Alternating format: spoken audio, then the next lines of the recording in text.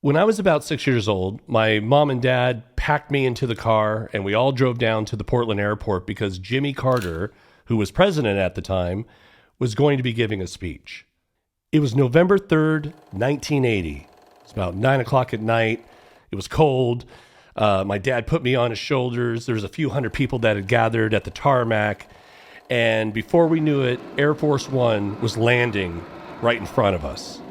The reason why he flew in so late that night was because the next day, November 4th, 1980, was election day. And there was a very good chance that he was going to lose. As Carter got off the plane, the crowd began to chant, "We want Jimmy! We want Jimmy!" Carter comes down, walks up to the mic, and the crowd is still chanting, "We want Jimmy!" And he says, well, you've got me. He spoke for about 20 minutes, and at the very end, he said, Let me just close my remarks by quoting another Democrat who might have been president himself, Senator Robert Kennedy. This is what he said to a group of supporters just before he died, and this will be the last thing I say to you. These are his words. I ask you to recognize, he said, the hard and the difficult road to a better America. I ask you to vote for yourselves.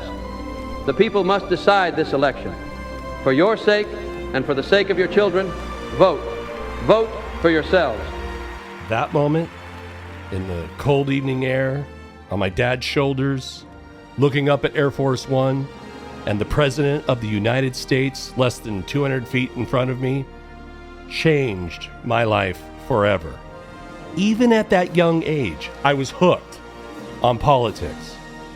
And now, over 4 decades later, I still am. And with my wife and our company, 11 Films, it's what we do for a living.